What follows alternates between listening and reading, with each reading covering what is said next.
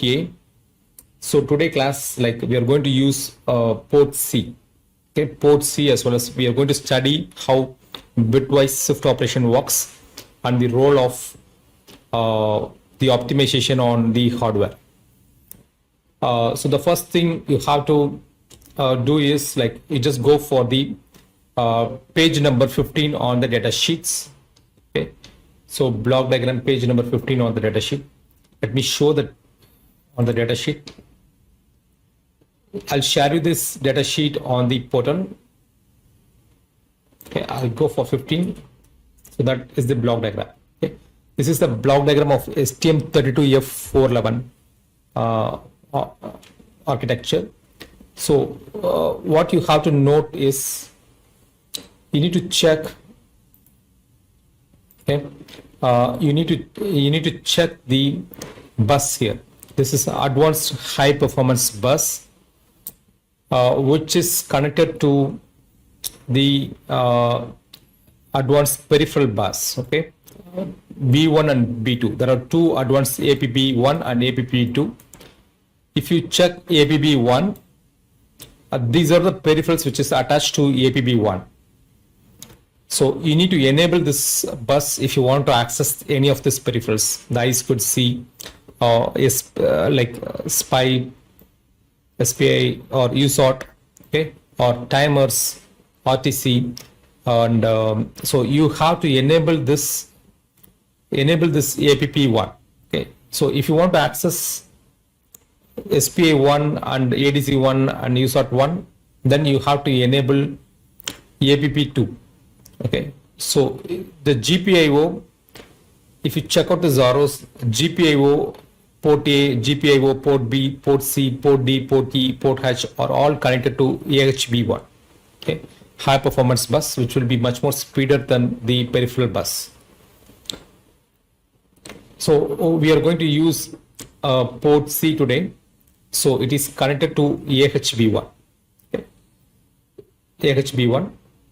So you need to enable the clock control registers, RCC register for this bus. You have to enable port C on RCC register. Once you enable this bus clock control register, then you have to configure the port through the configuration, like you have to configure the mode. There are 4 different modes on the GPIO: input mode, output mode, and analog mode. Okay, so you have to configure the modes, then you have to configure the output data register. If you're going to display, if you want to read, then you have to configure the input data register. Okay, let me so the next thing, so once you know which bus it is connected, then the next thing is to get the memory map. Okay, get the memory map of this bus. So that is available on page 53 of the user manual. Like you just go for the index memory mapping, okay, and click.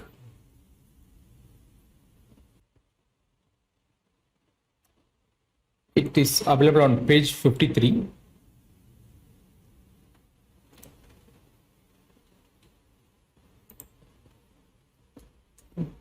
Okay, so if you check this, like the block 2 peripherals, the first it starts with the flash memory address space, okay, from 000 to 007FF.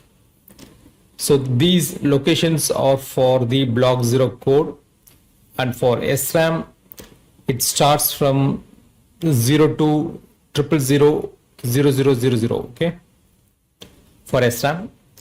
And the next block 2 peripherals, it starts from 4000000. Okay, it starts from, and then it ends with APB1. APB1 peripherals starts, the base address starts with 40000 and 4073FF. Okay, and for APB2 it starts from 4001 and AHB1 and AHB2. Okay, AHB1 starts from 4002 and 0000. So for us, like it's like the GPIO it's connected to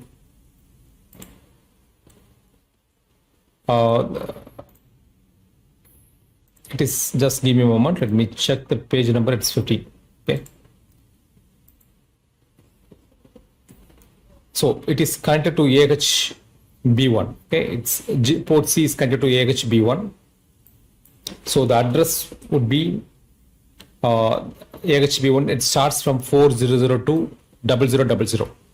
Okay, 4002 0000. So that's the base address. Then you open the other manual. Okay, so you check for the RCC register.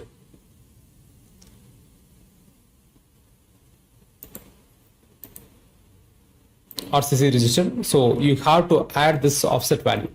Okay. Now let's go for the program. Let me create STM32Cube IDE.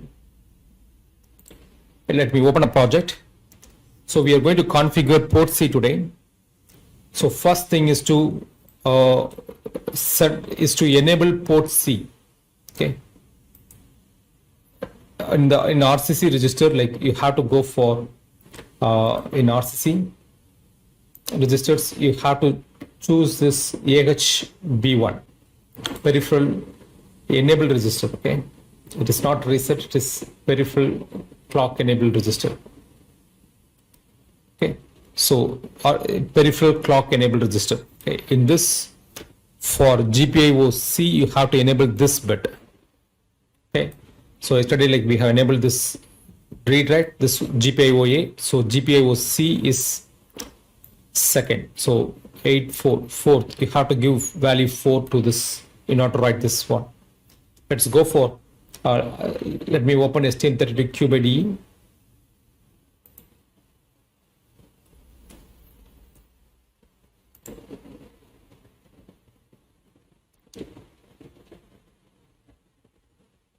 Okay, so I just create a folder called day 18.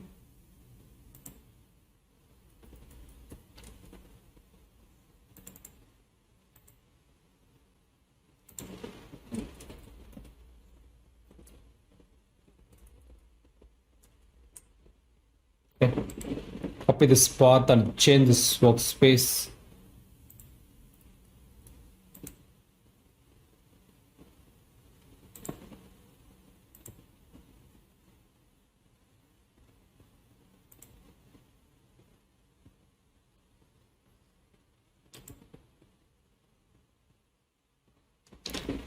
Okay, go for file, go for new STM32 project.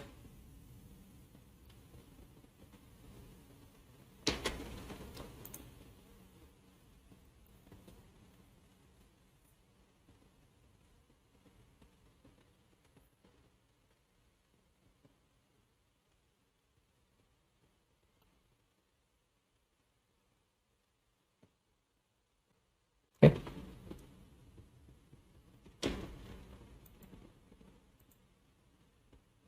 So choose this board selector as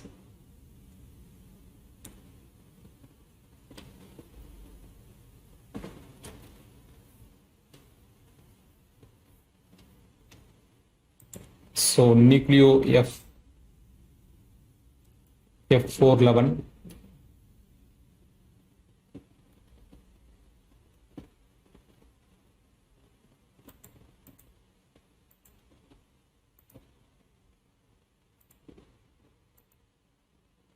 Okay, click next and just give LED blinking.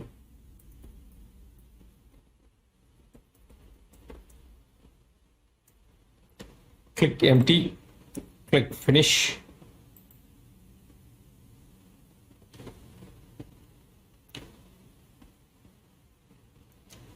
So I will go for preferences, window preferences.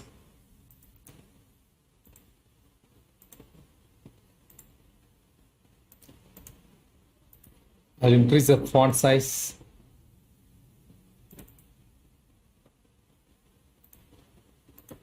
Okay, apply and close. So click the source file, click main.c. I just remove this one. Okay.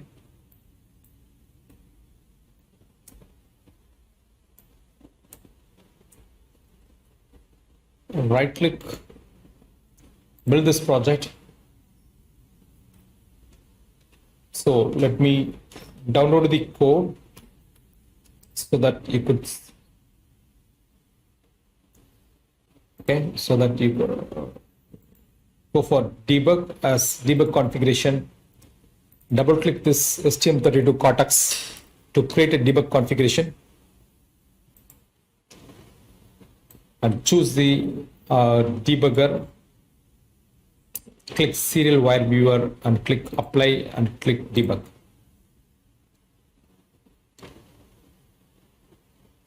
Okay, you could also find out the address from this memory browser.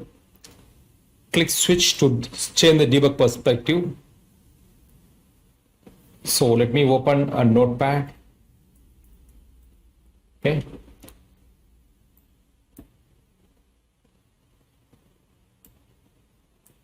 Go for Windows show view, click SFRs. Okay. So the first thing you need to take is the RCC. So this is the base address of the RCC. If you just RCC like AHB1ENR. Okay, so this is the base address. If you click AHB1ENR,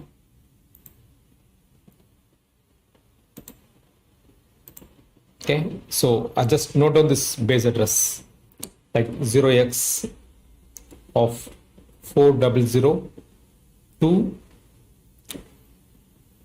3830. Okay. The other way of calculating this address is you open this data sheet. Okay. So this is the offset value, address offset value for this peripheral clock enabled register. Okay. So you note this offset value. Okay. You right click, copy, you just note down this offset value. Okay. The base address you check for you just go for memory map and check for the base address for the RCC. The base address of the RCC is this one. Okay. This is a base address. Sorry. This 04002.380 is the base address. Okay. And the offset address is 30. If you add this both, you will get this one. Okay, you will get this one. So by shortcut, I have taken this value from there.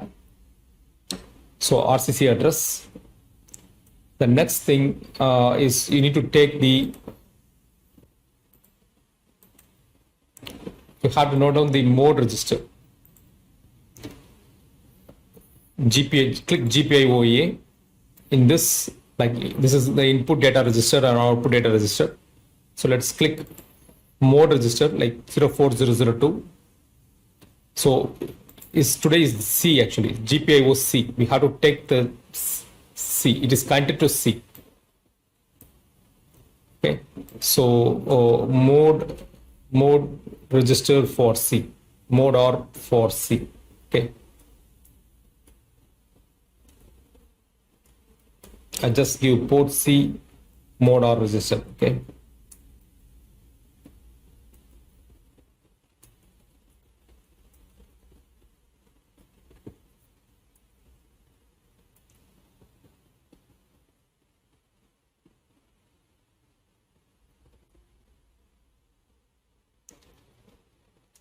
Zero x 4002. Okay, and it is 0800.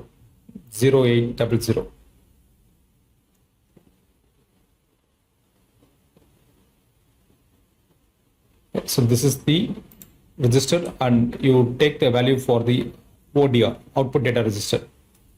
ODR is 0402 0x4002 0814. Okay, so I just copy this value. Let us go for the program. Okay. So let us declare the value like uint32t. You have to declare the pointer for port C. We are going to enable port C. Okay.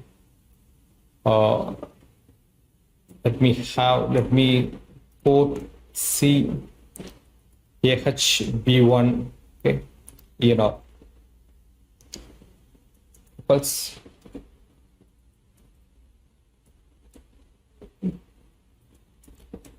So you have to do the explicit casting of 0x.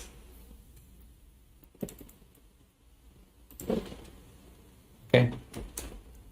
So copy this, paste it here, and this is port C mode.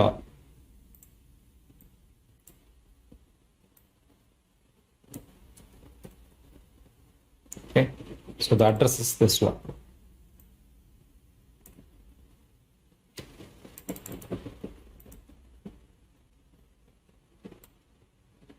And this is output data register for port C. The address is this one. Okay. So now we have configured this. We have configured the registers now. Now let me open the data sheet. Okay. First we go for RCC. Click this RCC register. You just go for AHB1 ENR. AHB1 ENR. Okay, this one. So to enable this port C, GPIO C, you have to set a bit here. Okay, you have to set a bit here. So it's 2. 8421. So we have to write 4. Okay, we have to set this 8421. Let me show, or let me show you how to do that. You just copy this. Okay.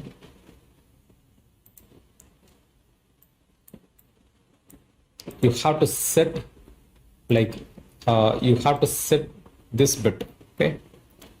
GPIO-C as 1. The rest of the thing is 0.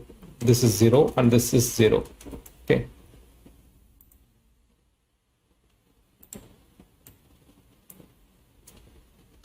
So all other value are 0.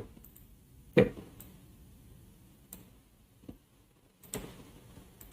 15th is 0 and 14th is also 0. 13th, 12th, okay. 12th.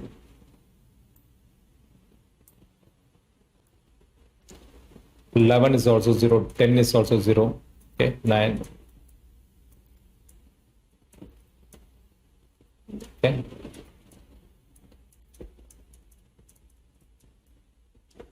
Okay. So the same thing all above 0. So the value will be 4. Okay, for this bit it's 4. So you have to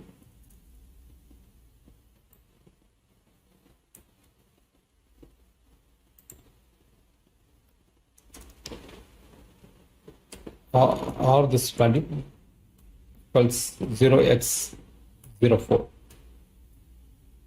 Okay, 0x04. Next, we have to set this mode. We have to set the mode register. Okay. Let me open the data sheet and I'll show you how to do that. So you just go for the mode register. You just go for general purpose input output, GPIO registers,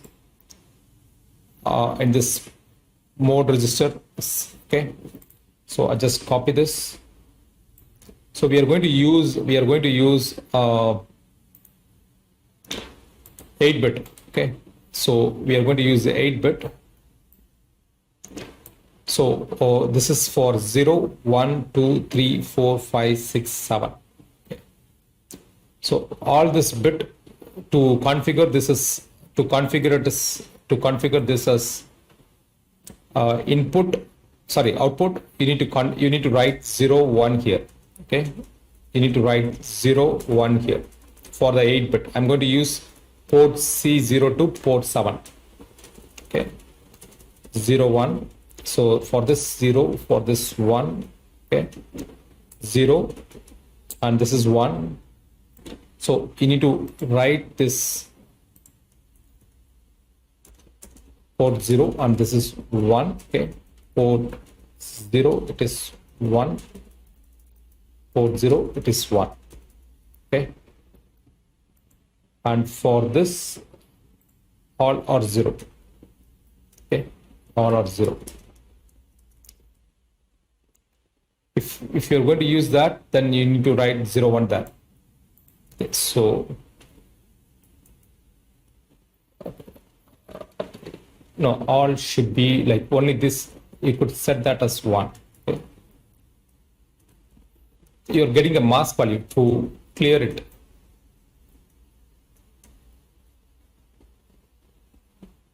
Okay. So to clear this, first you need to clear this one.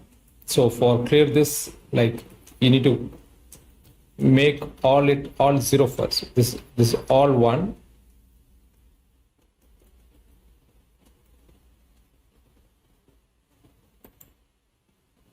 Okay, so these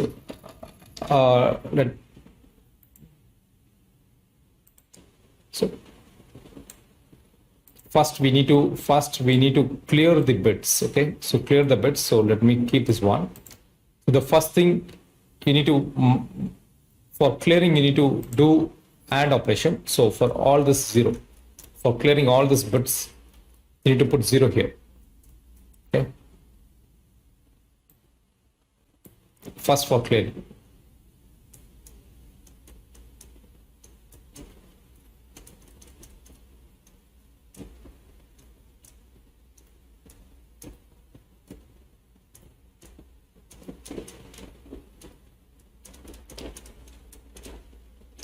Okay, so and then like you calculate 4 value. Okay, you just calculate 4 value. So this will be ff. On the top will be, it will be ff. Okay, ff. So the value will be, here is okay.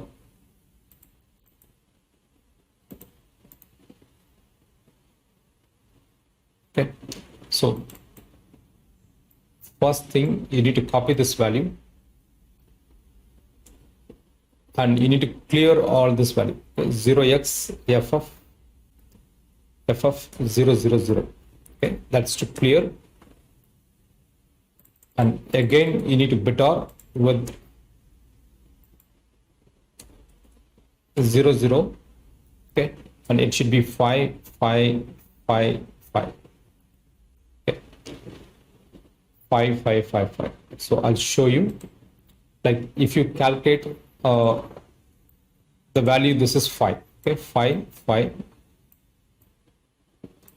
You have to set this bit, you have to do BitOR. So all these are zeros. So zeros, and this is 5, 5, 5. Okay. Now just type while loop, like we'll go for ODR register. Copy this ODR. Okay. And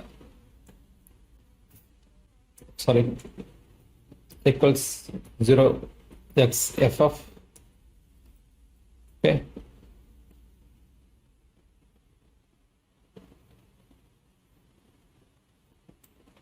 And I'll also give a small like 0. Now let's check the program. it should be and. Okay. To clear this one, it should be and. Let us check. I'll stop this program. Right click, build this project.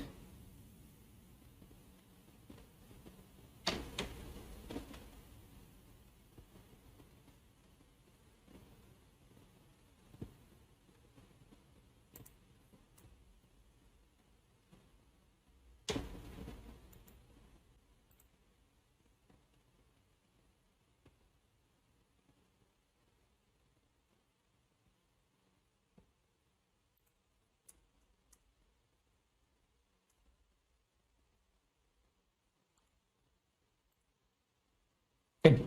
So right click, go for debug as debug configuration.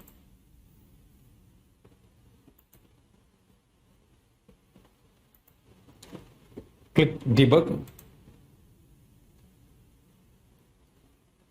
So I will keep a breakpoint here.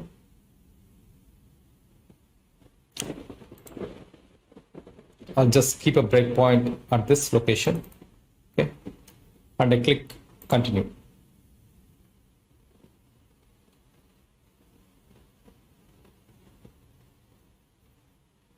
Okay. And I click continue.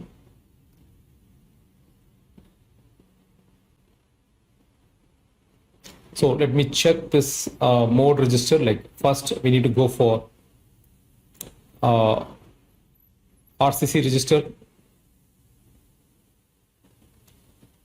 Click RCC and go for AHB1 ENR and check whether GPIO-C has been selected. So GPIO-C has been selected now. Okay. So the next thing is you need to check whether the mode has been selected. Okay. You just go for the GPIO-C, click mode or register. Okay. So the mode has not been set.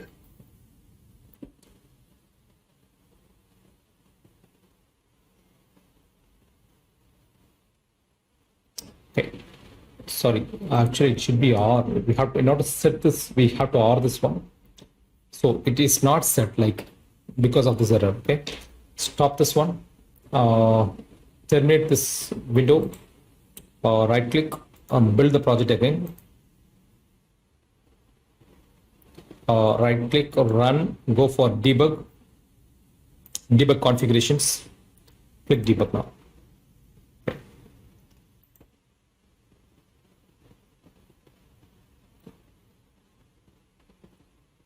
Switch. Okay, and hit the run button. So I'll show you the output here. Like now it is blinking now. Okay. So when I execute this statement, like it will off. Okay. Now let us write a simple delay here. You could check out this on the registers also. Like you just check for the mode or register. You just go for GPIO-C, click mode or registers. Everything is enabled now, and go for output data register. Okay, this is the output data register. Let me reload this program. Okay, terminate and relaunch this program.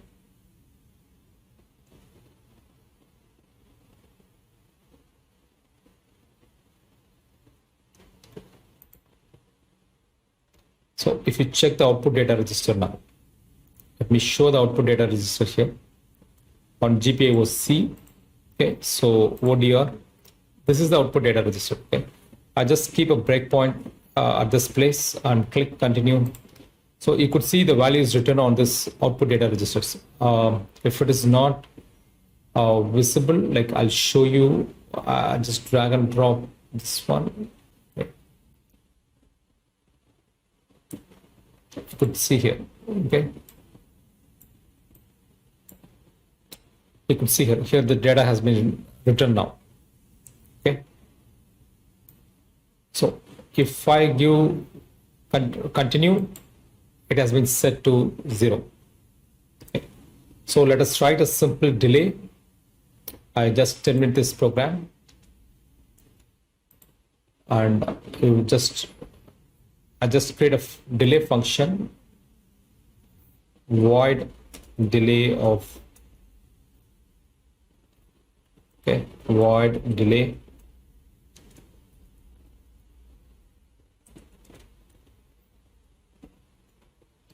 So for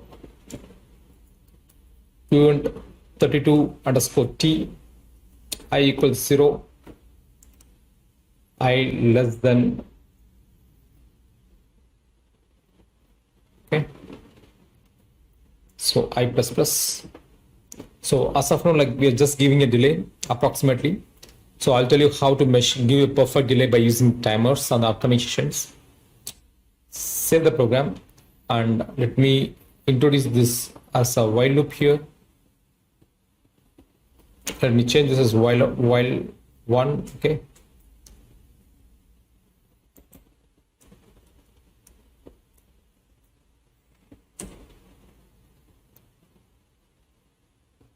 So we call the delay here.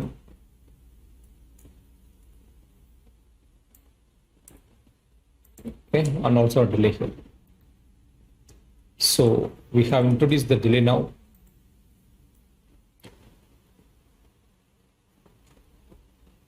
Now save the program, right click and build the project. Okay, go for debug as debug configurations. Click debug.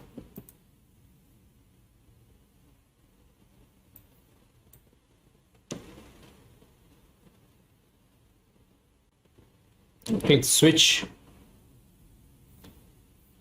and hit the run button. Okay. So I'll go for breakpoints. I'll disable all the breakpoints and I'll click continue. Okay. So you could see the LED is blinking. Okay. Now let us show me the optimization, like the effect of optimization. I just stop this program. Right click, go for properties, click C++ general, okay. And first I'll show you the settings. Okay, on MCU GCC compiler, there's an option called optimization. First, we'll go with O0. Click apply. Okay, click apply and close. Build the project. So this is the file. Let us save this one. Okay, let us save this file to file new. This is O0. Okay, this is O0. Now let us go for properties and click for the O1 optimize. Apply and close. Build the project. Okay, so this is O1. So you could see there's the reduction of codes 796, here it is 672.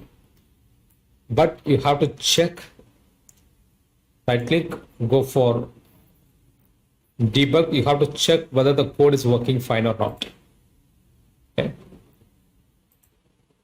Debug. Okay.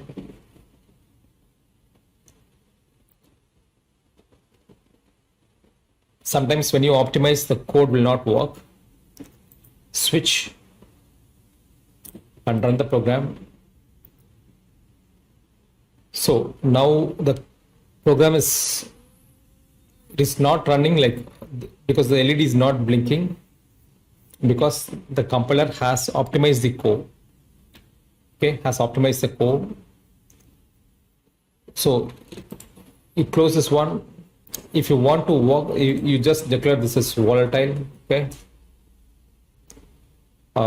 So in order to turn off this optimization for this, because there is no delay there. Okay. Build the project with the same optimization, like properties with O1 optimization. and debug as debug configurations. Okay. So if you check here, like this is the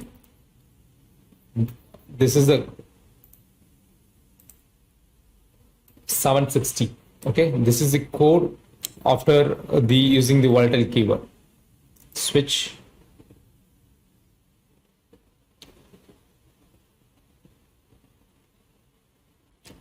And click resume. Okay, so now if you could see this, like now it is working. Okay, so it is necessary to use this volatile keyword, like volatile specifier for while you are using optimization. Okay, whereas when you check the when you analyze the optimization, initially it was 796 without optimization. When you optimized without the keywords, volatile keywords, it's 672. Okay, and when you use a keyword, but the code is not working on this on this optimization. Okay, but when you use volatile keyword, like it tells the compiler not to optimize that part because the previously delay is not working. Now you could see still there is some reduction, 796 and this is 760. Some code is reduced here. Okay, so but we are getting the output now. Okay, so whenever you optimize the code, you should be very careful, like whether the code, you have to ensure that code is working or not. Okay, otherwise there is of no use. Okay, optimizing the code may cause some bugs. Okay, so right click, go for properties and check for this. These are the different types of optimization, like optimization for debug, and this is O1, O2, O3. Okay, so this is for size and this is for speed. O fast is for speed. But when you go for the next levels of optimization, you have to cross check whether your coding is working or not, whether the code is causing any bug. Okay, because when you go for some optimization, compiler will remove some codes which may create a problem, which may create a bug on your code. Okay, so when you go for optimization, you have to cross check and we have to verify, and you have to use the right keywords to disable the optimization. Okay, so with this I end the lecture today. So the bit shift we have not covered, like bit shift, bitwise shift operations.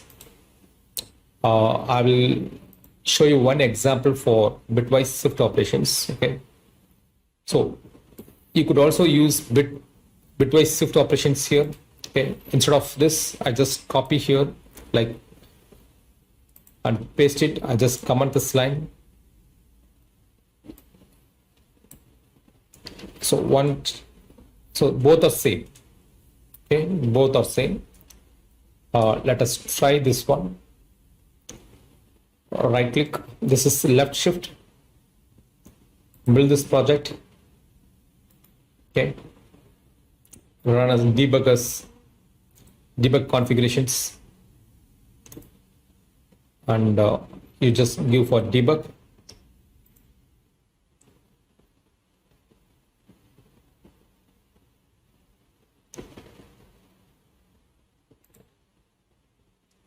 Okay. So hit resume button. So it's working. Okay. So you could use bitwise shift operations to left shift and right shift. So there are a lot of theory parts on it. Like I'll share you the theory parts through the PPT, through the Facebook group, as well as through Telegram group. You just go through the theory part. Okay.